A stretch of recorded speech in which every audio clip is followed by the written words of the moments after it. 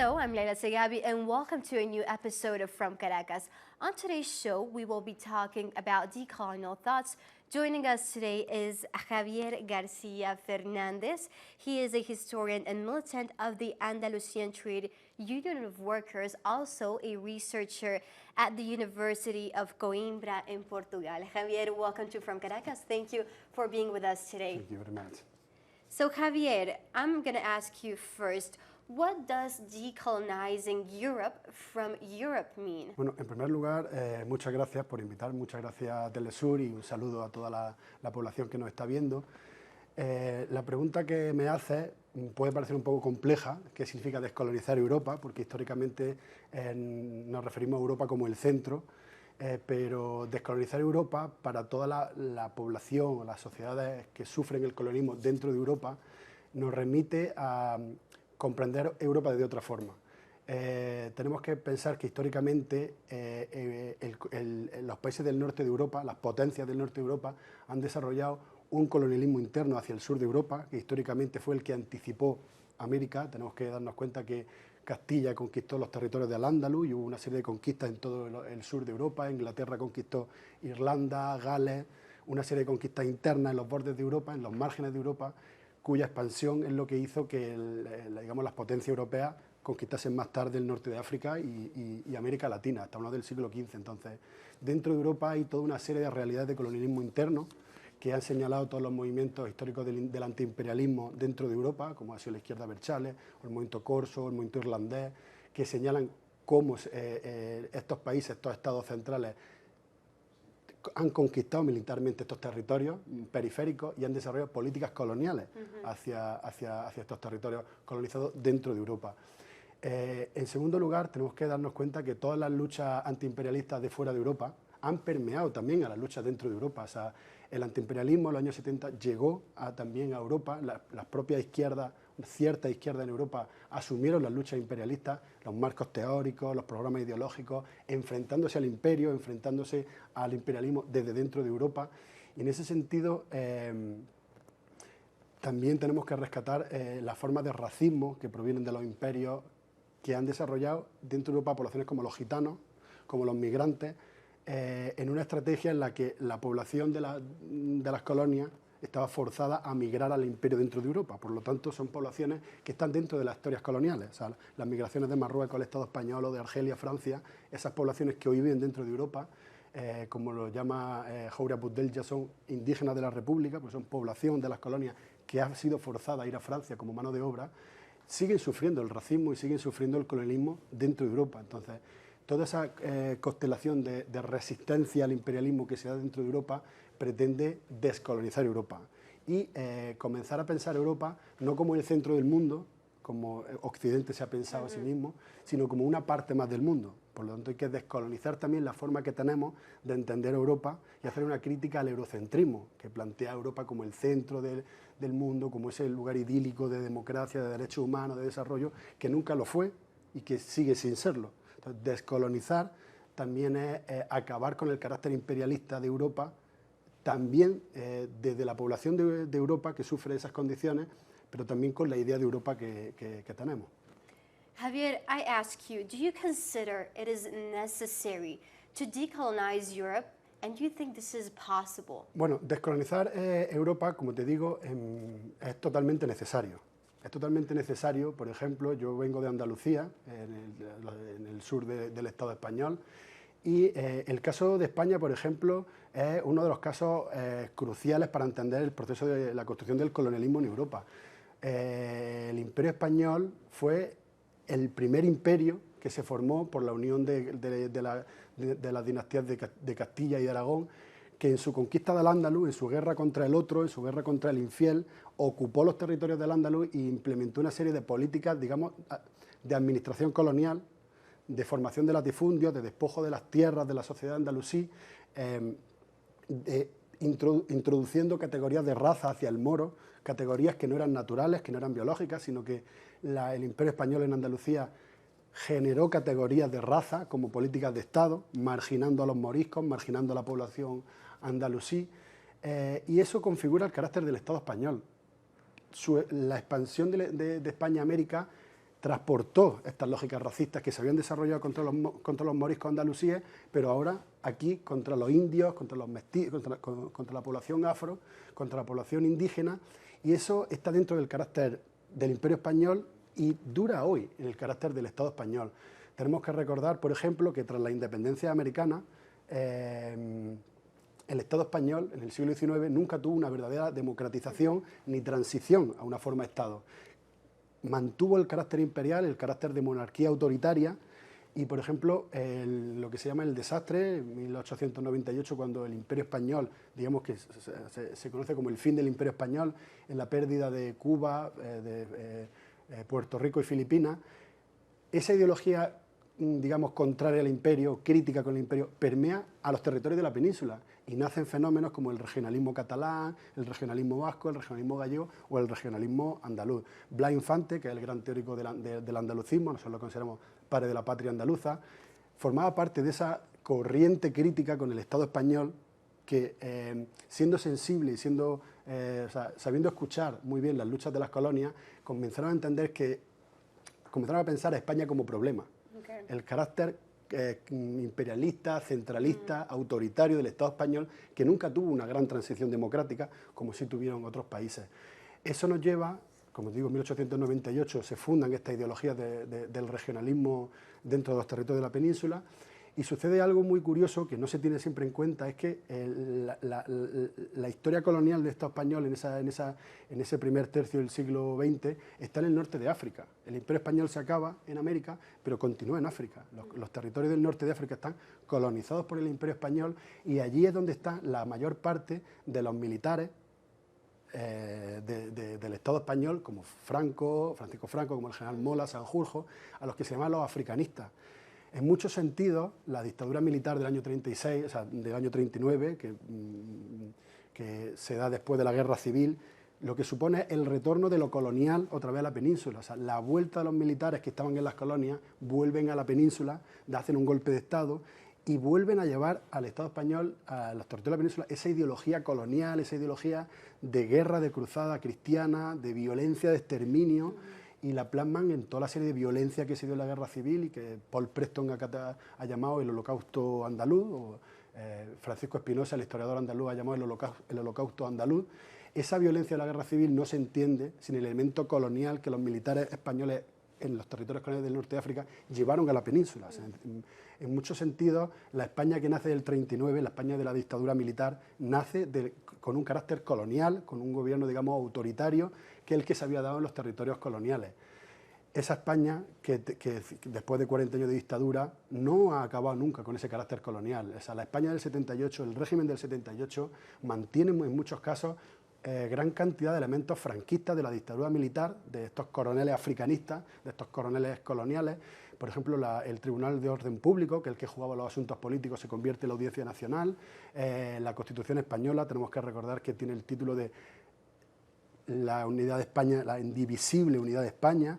Por tanto, se trata de una Constitución, la del 78, que está hecha para controlar a la sociedad. Es un tipo de Constitución muy poco democrática, en la que se presupone la continuidad de la monarquía, que es una monarquía muy autoritaria, una monarquía que formó parte de la historia colonial, y no está hecha tanto para que la sociedad controle al poder, sino para que el poder controle la sociedad. Y ese carácter colonial sigue estando en el Estado español, ese carácter de imperio sigue estando, y lo podemos ver, por ejemplo, en el tema catalán. Yo sé que mucha gente en América Latina sigue el conflicto catalán, que se da dentro de una serie de una gama muy amplia de conflictos a nivel global, en los que muchos estados no saben dar respuesta a los problemas esenciales que genera. O sea, el Estado-nación hoy no sabe dar respuesta a los propios problemas que genera.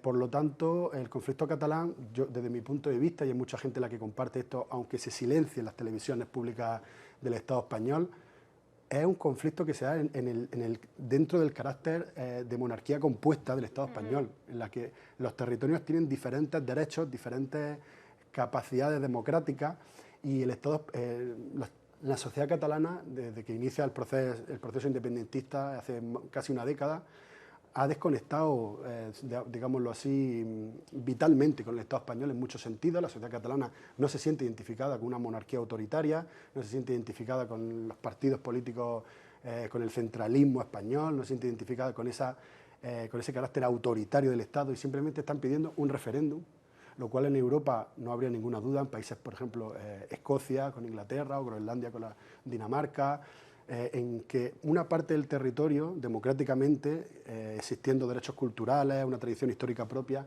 puede acceder a una autodeterminación mediante un referéndum. Esto en el Estado español es imperdonable, para ellos es inasumible que haya un referéndum, y esto se los explica con ese carácter colonial que es el que hizo al rey decirle al comandante Hugo Chávez ¿por qué no te callas? Ese ¿por qué no te callas? Solo se entiende desde la mentalidad del rey que cree súbdito a Hugo Chávez. Entonces, ese carácter imperialista que tanto combatió el comandante Hugo Chávez sigue siendo el faro de muchos territorios en los cuales nos enfrentamos al Estado español y a su carácter imperialista, centralista y autoritario, ¿no? En muchos casos este Estado español es totalmente necesaria esta descolonización y los territorios como Andalucía, o como Cataluña, como el País Vasco, Galicia, que estamos todavía dentro del Estado, decimos, como dijo el comandante Hugo Chávez, por ahora. So you were mentioning Catalonia. I ask you, do you believe Catalonia is another case of decolonization of Europe within Europe? Tiene una cierta complejidad, como todos los casos, digamos, que se enfrenta a una descolonización. Yo creo que no podemos tomar la palabra colonialismo o descolonización como si nos remitieran solamente a un tipo de proceso. O sea, las descolonizaciones se han dado en los últimos 200 años con una variedad de casos muy diversa. Tenemos los territorios que se descolonizaron siendo virreinatos, que se constituyeron en república. Tenemos casos de colonialismo francés en África que se descolonizaron durante todo el siglo XX. Tenemos el caso, por ejemplo, de Cuba y Puerto Rico que se descolonizan a finales del siglo XX. Son muchas las fórmulas jurídicas, son muchas las fórmulas, vamos a decirlo así, administrativas de relación de subordinación entre centro y periferia. No hay solo un tipo de colonialismo, yo quiero dejar esto claro porque no debemos confundirnos cuando hablamos de colonialismo. Hay mucha diversidad de qué significa el colonialismo y qué relación jurídica hay entre centro y periferia.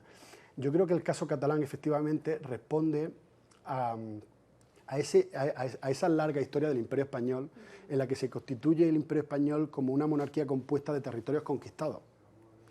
Todos estos territorios que eran conquistados con la guerra, como los territorios andalusíes, como el Reino de Navarra, la unión entre Aragón y Castilla, toda esa alianza de reinos en algún momento fue tomada una cierta hegemonía por Castilla, que fue la que empezó a dominar todos esos territorios. Castilla fue también la que llevó a cabo la conquista de América y esa hegemonía militar le permitió controlar el poder dentro de los territorios de la península. Yo creo que el Estado español nunca se llegó a descolonizar, nunca llegó a tener una reforma, vamos a decirlo así, democrática, que acabase con el imperio y que diese lugar a una nueva forma nación, una nueva historia de España no colonial. Esto no se ha dado.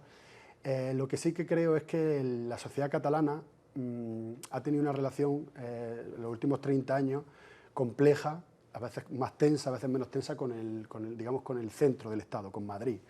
En muchos casos la burguesía catalana ha mantenido unos acuerdos que le otorgaban ciertos privilegios fiscales, lo cual hacía que la burguesía catalana reuniese a la sociedad catalana dentro del Estado español. Pero yo creo que la sociedad catalana ha desbordado ya a sus partidos burgueses. Yo creo que la propia sociedad catalana, o sea, todo el movimiento que históricamente había en Cataluña, tanto el movimiento anarquista en el 36 como el movimiento antiautoritario, el ateneísmo, el movimiento vecinal, los movimientos sindicales, han llegado a una comprensión mucho más avanzada que sus propios partidos burgueses, en los cuales el derecho a decidir es el primer punto, o sea, es el primer punto para un nuevo tiempo democrático en Cataluña. La capacidad de decidir si quieren pertenecer o no a España es condición sine qua non para un nuevo tiempo democrático en Cataluña, que no llegó con la llamada transición democrática, que fue una restauración borbónica, una restauración de la monarquía y que no fue una transición democrática.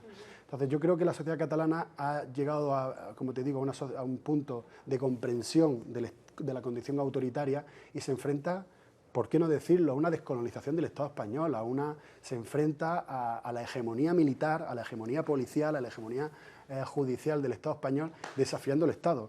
Podemos ver, por ejemplo, que recientemente ha salido la condena contra los líderes independentistas. Para quien no lo sepa, después de una década de luchas reclamando la independencia, la Generalitat, el Govern de Cataluña, lanzó un referéndum unilateral que el Estado le negó. Este referéndum unilateral generó toda una serie de detenciones, de presos políticos. Hay 10 líderes electos y líderes sociales en las prisiones por haber convocado un referéndum democrático. Esto dice mucho del carácter autoritario de España, del Estado español, frente a lo que el Estado español, digamos, denuncia fuera de su frontera. La sentencia el Poder Judicial español, lo ha tildado de sedición, lo cual es una farsa judicial, porque el Poder Judicial estaba entre rebelión y sedición. Le ha asignado sedición y le han condenado a entre 10 y 13 años de prisión a líderes electos, a líderes democráticos que han sido democráticamente electos y han llevado a cabo un mandato popular que estaba en su programa. Ellos se presentaron a elecciones con ese programa, lo han llevado a cabo y el sistema judicial español los condena a entre 10 y 13 años de prisión por un tipo penal que es sedición, detrás del cual no está el objetivo judicialmente. El delito de sedición no contempla la separación de una parte del territorio. El delito de rebelión sí, pero el delito de rebelión necesita violencia. Entonces el Poder Judicial no ha podido culparlo de rebelión, lo ha culpado de sedición. Quiero decir con esto que es una farsa judicial que será denunciada en tribunales y que quedará para la historia como una de las grandes farsas del Estado español contra la sociedad catalana. Y el Estado español no sabe ya cuál es el mecanismo para sostener a la sociedad catalana dentro de su hegemonía, y lo único que sabe ya es mandar policías, demonizar y hacerte una guerra mediática en la que el Estado español ya tiene mucha experiencia, porque previa a esa campaña mediática, esa agresión mediática, ya la desarrolló aquí en Venezuela. Y yo creo que es muy importante sostener que cuando se demoniza a Venezuela o cuando se demoniza a Cataluña, lo que se está demonizando es la democracia.